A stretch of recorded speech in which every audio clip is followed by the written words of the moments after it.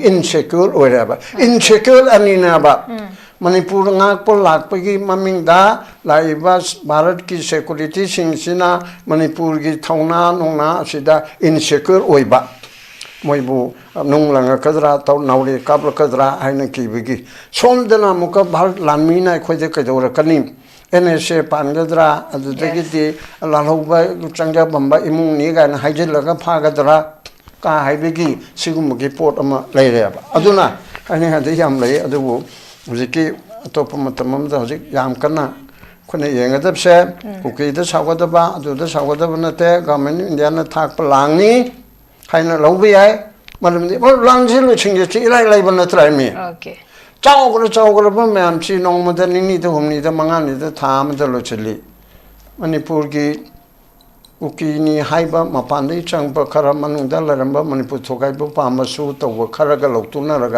top terrorism toriba asina kuki punama kachi chu humdana puraba asi umma toribse bharsa ngai khone noi boydana chaina warakpam thoktro okay aduna ai khoi se manipuri sing se ai khoina kari aranba bharata torubudagi bharata ai khoina pullubada yengbi gani haina hairaga ai khoida akanba threat tama akhoi punsi life and akhoi human right akhoi punamak ase kakthak liba akhoi bu yam hamthaba thakta akhoi sal awai babul laido aduna leingoi da makok mamai makok kamachi aduna neiraga thammadau nai khoi leireba aduda akhoi chu gyam ta ba yare mi harse adugi leiriba man akhoi kalam an thokadage kari thokadage haibase okay democratic way da legally politically punama se lo chalakda politically thengna ba ma changya ba akhoi India degi toke na akhoi na tokpang manate hojik leiriba sida adoradi adum tinaraga adum laiminaraga politically constitutionally legally adumba pattaba system se asi mayukta akhona thengnaba changi okay ai mathang se papung mani da lakchige ba wo khoigi mamang da su khoigi habitare khoigi lenga ki form se parga leraga manipur kaibe yaba khoigi tokhaiba administration namagi demand tarok pa sigi matakta khoigi action lokhikdabani disciplinary action lokhikdabani habagi khoi mayam ma praja singna hakiba sulai aduga party ki side gi habitare khoigi VJP gi MLA yauri badu makhoigi matakta so khoigi party ki side gi khoi disciplinary action sing lokhikdabani habagi pot chu mayam phongdo ki sulai hojik lai basina mo makoi gi ba ko ki human rights council na mo hari basina assembly dagi makoi form je thadokadamni form se resign tokadamni habagi pot ma khaklei makoi gi ba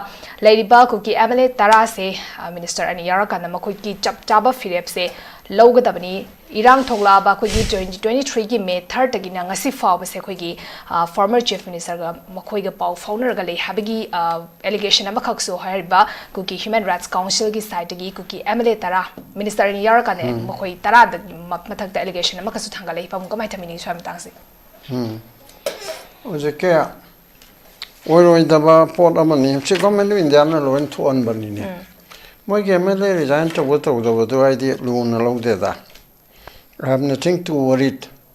We have nothing to worry, and we have nothing to say. Toke Khaidem mod adum akoge by election togani kendra tara dogi atoba tara madum lakani. Adogi no problem. But amma kaktang di yangada bana.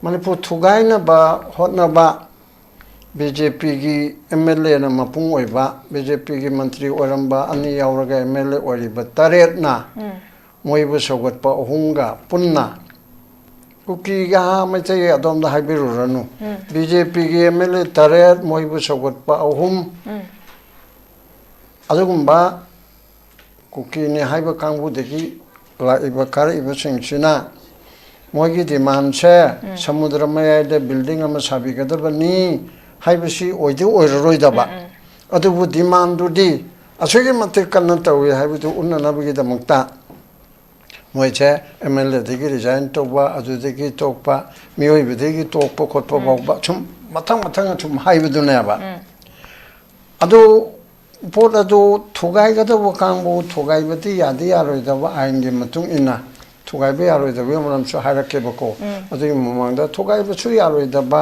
डिमांडसु लौबा फंगबा यारोइदबा जेटकदबा मयामना लेबा मोय 10% ना हाइरगा 90% ना यागदबसु नतबा अदुगुम्बा लेरिबा सिदा अखोइगी मणिपुर अमतो ओइना लेगदबनी मणिपुर काइबा यारोइ हाइदना लेरिबा अखोइगी बीजेपी रूलिंग एमएलए सिंगदो मोइदु हाना मोइदु स्टेप डाउन तौबना फत्रो मणिपुर थोगाइनाबगे मोइ ताराना कायगा मतिक थौना फदना तोखिबसु यारिमनी मोइ थौना लक्तना अखोइगी देमानसुमदा अखोइ तोए कायना याम सैक्रिफाइस उत्तोरिमनेबको मोइगी मियंगदा अदो मणिपुर पुन्ननबगे दमक्ता मणिपुर काइबा यादे सरकारना निंथिजना यंगबिदे हायदना अखोइ कुंथ्रागा तरेट छि तोए निफु छि तोए परमान लेमोबदो मोइ कनोसे खाइदोकरगा अदु तौबदे यादब्राबा अदुना अदुगी पोतुदा पोची काइबदे यादब पोत अमनिना रेकु केगेदुना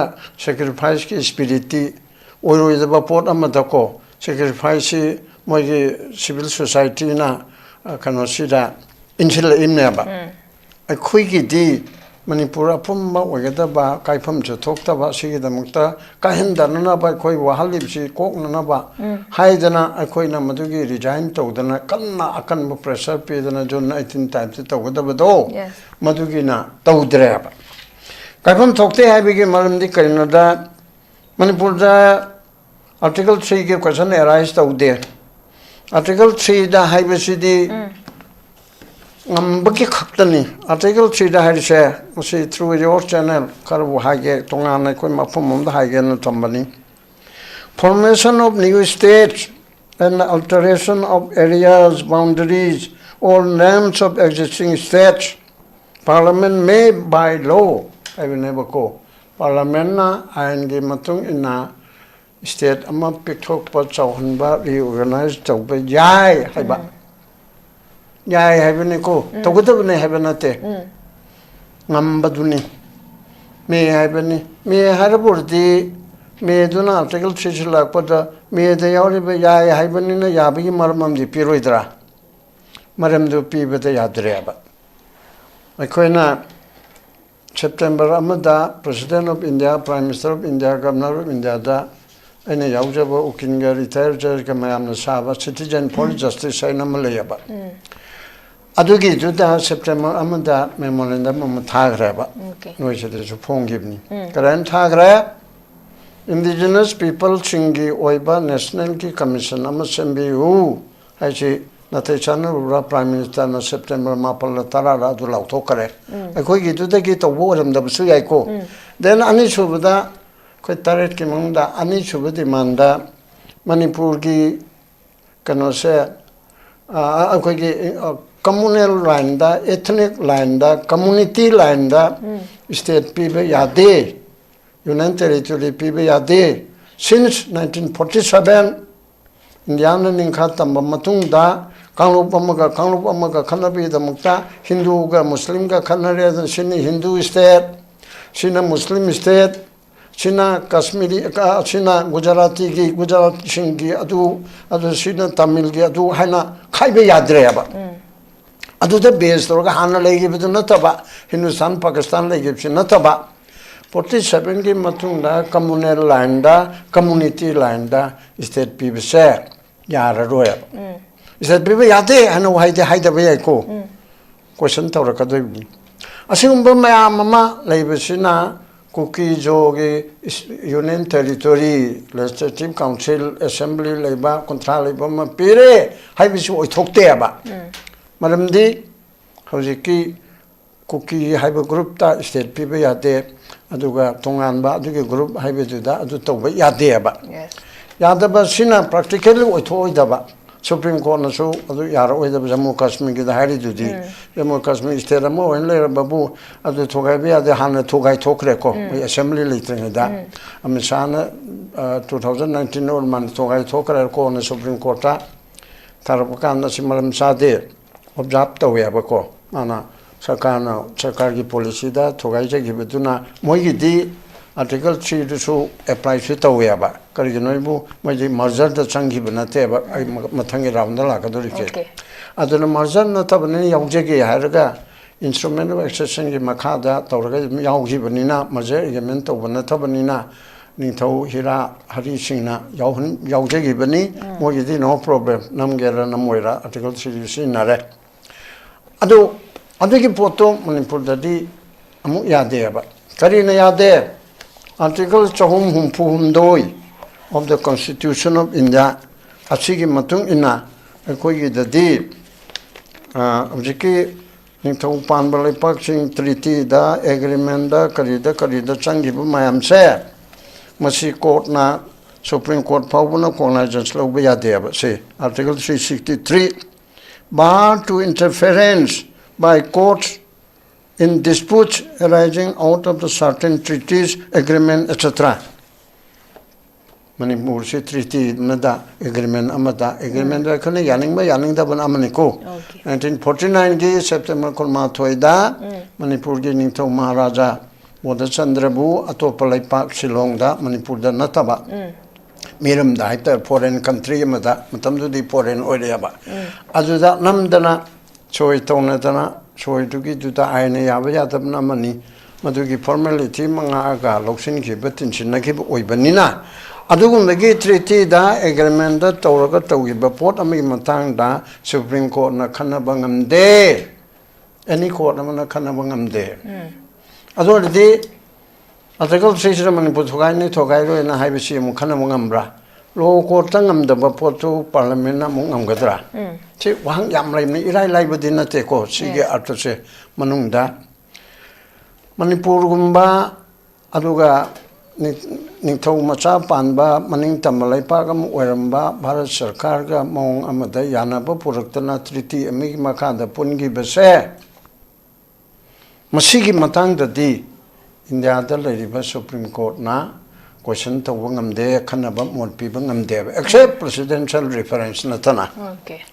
Other with the Adu Kanabangam the Bapur or with the Manipur da Article 3 Sinabeki Hayang Loda, Laknavakanda, Adu Kanabaya Rida Vanina, Lona Kanabaya Rida Baport, Adu Parliament de Carmina Kanabangam the Riba. Adu was subject to see my amom de Ledico, see Katana Lebanate, Sigumba Chowing Yamada 363 Sinasuba Toraba. Presidential reference do authority dabani adugumba labor port ama adugi mathakta ekhoina ugadab se kaibe yadab se karinoida ekhoigi international law da international ki tongan ba principle leiriba asida ekhoigi method se khanaba yadab port ka am leiriba karida leiri haiba kanda ekhoigi utti possibilities juries international ki treaty Tonaba Mayam Sigi Adugi the principal Amaniko Uti possibilities juries Masekarino a principle of international law that preserve a quick Kanudo Hanegi boundary Pundring Egi Mamang da Leba colony wedding Egi Mamang da Leba boundary. I quick the hype Taragana in the other Pungiban Aduda Chief Commissioner ki province oina lay haina logodaba 15 October 1949. Okay. Schedule 1 da yauripse. Schedule 1 ki state ki list state 18 chube state ta yauripse da labor boundary se. Ziki pundring ai mamang de hek pulak paga constitution chanadring ai mamang da labor di 49 ki 15 October de gina 26 January 1950 ki mamang da labor. Okay. Aduda Losalam Nidroko Part C of Dringada, Chief Commissioner Province Neba. Aduda Leba area do Ogani, Hibana, Hamidi, square kilometer, listen Kunitoi, so Kuntaret. I see like a Hibana. Highly report a share with the possibilities, juries, I by international law, Masi canoni principal law Martinate, principal Singa Aga, Loinana.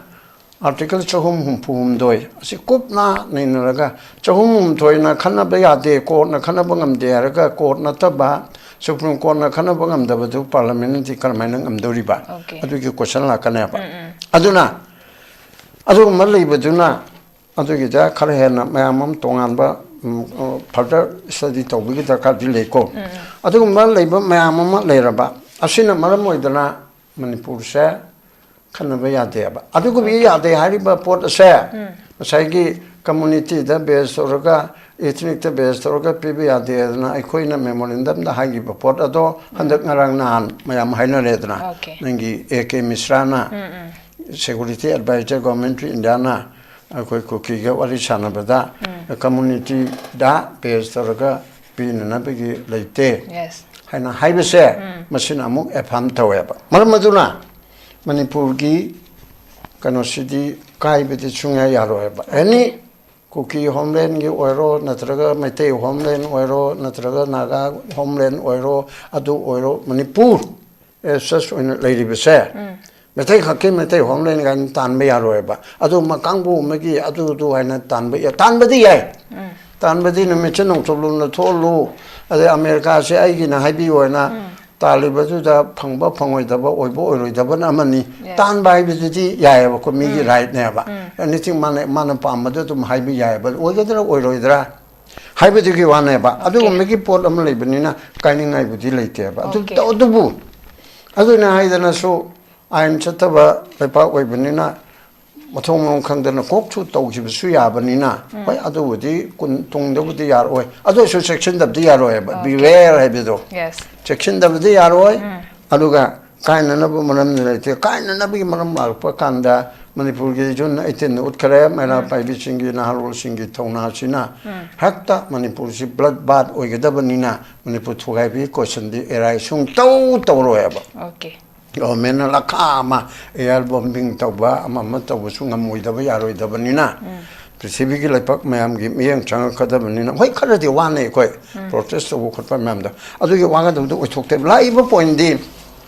हारिबो मयाम J मोगे MLA तारा तोकने तो highway ए हाइना खोनेंग साथनिंगा गिनते government of India ना अखोइ the सानरी बसे okay मसिनेबा अखोइना येंगदरिचे करिगिना हाइबो कांदा यान हाना 11th of August 1947 da pura ning tangwada ba numi mari ni waling aido aduda British dominant of India kanu da understanding da dilera baniko asina them dana naudana boda chandra tauraga partial sovereignty lokseleba India na kalikalore defense foreign affairs communication असी पायरगे अदुगा नंगी मखा ताबा नंगी नंग तमदुदी अदुम लेजो हाइदना 11th of August 1947 दा instrument of exception छि तौरगा पुन्ना नबेगे लंबी म तौरे मदुबु लोरे हने 15 अगस्त तो मु लाकप कांदा अदुदिगी चया मगा था खरा असे कोइ निंग तमबनी हाइदना लेर कांदा 21st September 1949 दा अमु मिटोप के लम्मदा अखोगी मणिपुर की मणिपुर से ऑटोनॉमी सोवरेन स्टेट कुंबा अमनिको मसीदा लागा तौबा नतबा असिदा नाकोइना वखल की टेररिज्म अखोगी कनोसी साइके टेररिज्म हाइतारे अदुगे तौरगा थेमदना नौदना बोरम से सिलोंगदा उत लापियु अदुदा हाइदना नमदना कौरगा 15-16 September चतपदुना 21 सिदा नमदना सोयसी तौरेबा okay aduna adugumba togiba adugi poll oina in illegal agreement adugi poll oina 15th of October 1949 siddi India gi manungde yauma haibedu oireba take over haibedu oireba adugi oihibaduna amuke dore adudagi adugi he oirabanina marubamuga tenalam desunang jusida mapam chanu pamo aina deswaida pamaga haibedu tawdaladana lamna hantaba thakta part C बाबू यौद्रिये यानन बदु chief commissioner province था खरदो constitution चटपन निमित 26 जनवरी 1950 की mama 15 अक्टूबर की ना मरक से था ममा खैरम से मसी कमिश्नर चीफ कमिश्नर के प्रोविंस में थमगा याम हंतब थमे पार्सी स्टेट थमे then territorial council advisory council territorial assembly then 1972 की January kulmatoi khaptada chahi kulumdoi leraga chayum kulumdoi thengthana India gi state ama oina taurimna aduna adu hek torukpaga India adu hek pungi baga pungi namdana lokchen geba namdana tobirani ana tawhin gi baga loina na chahi mapan leraga 1959 da amuba ain black law India ki mapam amata da chatpan taba Okay. except Kashmir to 1990 the chakadari 1959 the Armed Forces Special Powers Act and blackest of the black law quite the more about draconian law ne highly which it tawdana maroina because Assam Manipur harami the 72 dagidi pulopki oirerga sing ekasimakada award on tore aduna phagar mafumang khangdaba adu tawba black law kaya ma chalaire draconian law kaya ma chalare adudagi illegal annexation adudagi mathang laktana recently maraktawan samjilaga handakta sangai festival haidana me ohumdagi hojik phawbada chai ani makai kare helaba tangdu laitaba human right laitaba right to life laitaba lambi chathok chachin yadaba aduga aigi yumda aibu aigi iramdam asida aibu refugee ohenba mi lising humpugi na maramdam manipur sida refugee oidana leiraba asigumba mayam asigi marakta lambi chatpasu yadaba adagidi makhada chatpa yadaba masakta paibechu lupa lising ahumna yawadu lising kunna paigedamne haiba adugumba suk wana tumba chaba hippa tawba leitana akhoi yam maru iba right fundamental right ase asina henna maru ibetuda khoi identity manipur gi utkadawribani tourism utkadawribani chumi Shanghai Festival to Pate Hibernate, Chumnage normal course, the quite a pump port never.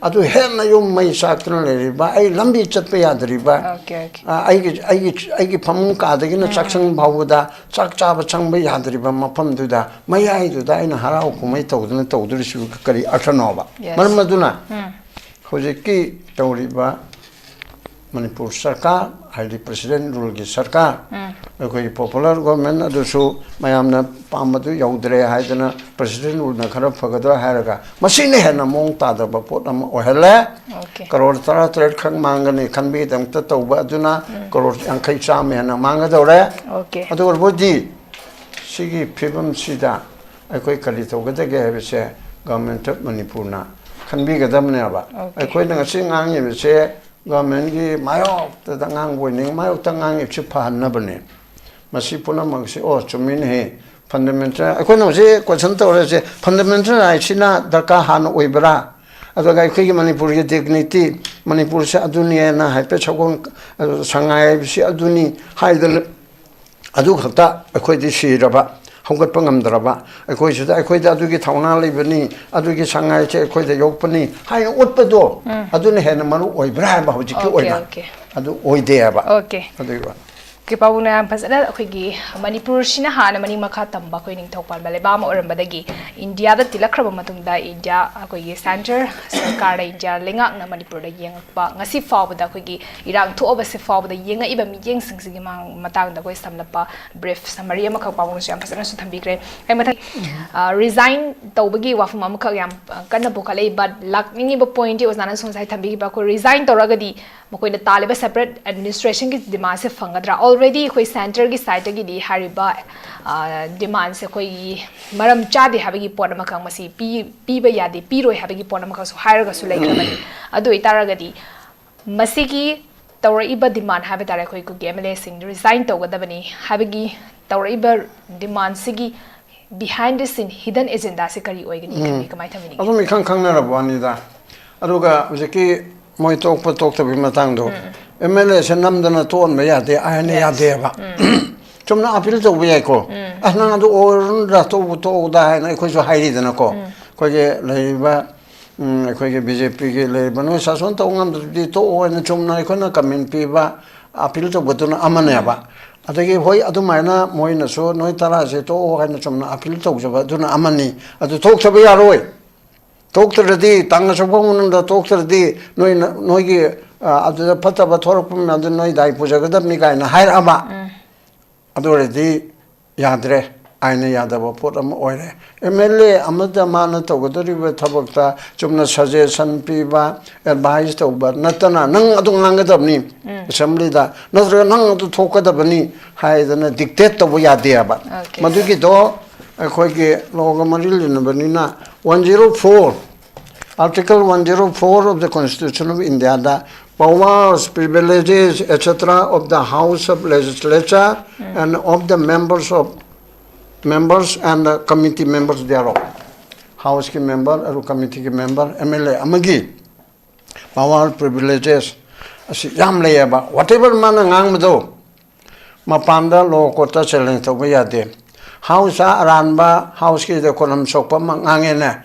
Ado house to gi speaker na house to na lepsaraga. House to gi privilege abra sadabra. Ado gi mabul tantukam tokra toktabra do house na lepsagadabani. Whatever a member of the legislature, Nasraka Parliament, Aduna Madangang Bado, Adu Mapanda, Lokota, Nang Aduma Pajama, the Cheri Karino, Adunana, Dutorica, you know that low court na action low Yadiaba. Adugumba, Port Mawena, Mana Topum Topum, the dictate Toraga. Nanatu Kanabamatam Nang Torakadabani, Adi Aduta Wudabani, Hibernating, but Amante Yade, Masi Aina Yada Port Neva. Aduna. Icham chamna appeal to Java, my pangba pangdaba do secondary tamo, chumna to hybrid. I have nothing to say. Talk to Yaro again, I haragati, Yaro talks to Oyaba. My one of Wahagre, other than Namdanator, the I talks again, speaker, the speaker na Masaga interview to doing Yam Yang, but Namtak Ki Helaga, act of terrorism, Torogato Ibra. Soy chumna toribra, man toning na toribra, toraga pira about the carino and young yab lady about. I think that lady legislature single, I go in a panga have the Haveni. Elected or in Nidra, me listen to Arakun Contraman the Kali in Nidra. Adu Miguel Mela Mo, big privilege from Aduna, separate and Mrs. Tony, I had not tell about the Emily the Lerner Mantri where I need to talk to him. My cabinet to get I have a Lovusonata, means I have a Lovusonata, I to get my Ukta. Stand told him never some Tantopi the big one never, BJP action lobby the big one never, and would be a man, Suyarim never. And soon talk to oil. To also a rubanate. Zahid mana, my Tara do Tara, Manamodum, Maming Tara, Madum Torakani, my Lamdugi. I do not do Malay, but do not. Masida, Moida talk with the Daikoida program or any oil habituate, Chumnagi Apple Masama Tobani, Aduga Apple do and Post of Suyaro. Was a key? Masi Punamaki told me, say, and as soon as I have that, I quite a sense of security in Malandava, I quite a papun Bagumba, I quite my sen Marta, Dictive Pukel, she picked up from the core, I quite my Tegi, I quite Kuki, I quite Kabugi, I quite Nagagi, I quite Pangangi, Hyperport Amarum, the Torre Eva. Masi su yam chum the Potamani. Yes. Ado Kariganabu, a Manipur gi. We as a Manipuri, a Moinaga Hainaba. I as a Maite and I hiding there. Manipuri to the Nankaramazati, no the Maitani, Habidiaco. Manipuri to the my Bonankaramazati, I Kabuini, Habia. Manipuri to the Nankaramazati and Paitani, I Taduni, Habit to the Ayaba. Ada I said some Pukil, some Gampidana, Raha, Panganga, Metega, Kukiga, Metega, Nagaga, Kukiga, Pramanbu. Paitega, Kukiga. Some Tawana was some talk, Aduna, Marasakana, me and do, more than some Canada, another level, Yam Chakota, Kamuni, Nagaga, Kukia, Mutonavani, Kukiga, Paitem, Tony, Metega, Pangan, Mutonam, Nato, Watum, Jelrunga, Naga, Atopam, Katonavani, Khaidem. More than no pum oil. Said I could sing at Payarabani. I quite Manipuri, pull up chair. I quite Kada, I quite Yumda, Manipur, I have a young mamma. Like Mr. Samu Ganda, Machang Manaba. Masakaraman Tantoka de Gage, I quite a Kangdana, Yum Jimay Tadokadra. Ising Chashin Gadra. You might have to there quite a clearly dori. Ada samu to kalmaina hakene abje kalmain tan to kane abje ko ne sugan kanna da na samu je mana puselak pani ada dige makhong namu budi aseda mana utup na thomure ada makhong kauge tori somda chum tongle re ba si am phajaba ko gi rizzling tams ki one ba ka ma da samu ma changma karam na tan to kadage haibe se ko khangda da le re ba bharat sarkar na ko gi india da Oxin Birage, the Chum Chum Hirosineco. No sovereignty to surrender Toro, Quilloxin Birage, young Birage, no Gatan, Himbunga Moy. I know good Peter can do so to that. yaninge yanu to wigere a chobanina as we kind of pajana to viro had a no say agreement or changi baki with the Sikkim 75 to Sangmani. A pajana yana is settled bigger than Miko, number one. Yes, Pirani. I think assembly bigger than Miko, assembly to Economy, I'm there, no contract, assembly or hello, or High Court bigger than Miko, High Court P. I think I quite a chumma. I quite a law set to what me call to what my quite chocolate around low in the Torise. Sikkim around there is 75 to Oyibedo. I quite Manipur and the chocolate picture pickraba. I think Montreal encouraging to the central government more about to Tabaya, Potama, Okalab. I do get up to that. I quite it over the Dana. I quite won't be Nabanadana. Manipuri sing particularly my taste anti India will lead Aduga Harke Mayukta Lantori insurgency the Kanan Poropono insurgency Pui Bese Barat Sarkana Natraba Barat Sarkana Popi Banaba Karigino Man Tina Sumta or Venina Masado Tina Tormina Machado Mama do that Lantoning attack toning Edna do not Sumta Holerga Adiki Mount some Sawalaga, Marki came in better, but that do thee. High the Namanga Toruk to Eraga, Hector, Mapasi, Mayokta, Indiagi, Mayokta, told him never. I don't told him no. Indiagi policy program, Senator Netro. Motung Nabanana, Pazapa, Tamjele. Adudigi, Amok Manipur, Lady Bamana, Pipe Caripsela, Bisingi, Mamani, and a Kalle, in Securama. In Marat na ikwati yung bita dana in sekulu o liba sibu amu ngak na nabani haidana la iba sing ase la iba security forces mayam nan manipuri mayam adiki Marat ki Indiagi aduguma la iba bureaucrat sing asina su mu in sekul oire kaya no ibu mete di strike tabu di am kan maniko adi adu to junna itinga jo angak pani Kai the Mushi in Secure or ever supply like Akari, like Muklay Harishe, listening Mundra Muklay Harishe, Mushi, a sorok chat, but then I quite amateur Ponteco, Mara Pibim, Telemata Katora High big port of some the Mushi in Secure or ever. I call a Mushi in Secure or Rimna. I think Mushi Pai Ma, Machintora could not be the begin. Then be chat, but hey, Chacano, she Chacano. Or no cookie and no can there. Hey, Chacano, Chamai the Hangaron. As some Palendegi Hangano, Haidana, I quit my amsina, Indiagi, Sipai, Sida, among insecure or whatever. Insecure and inaba. Manipur Nakpol, Lakpagi, Maming da, Laivas, Baratki security, Sinsina, Manipurgi, Tauna, Nona, Sida, insecure oiba. Moibu, Nunglanga Kadra, Nauri, Kabla Kadra, Hainaki Bigi. Som the Namuka, Bart, Lamina, Quidekadora Kanim.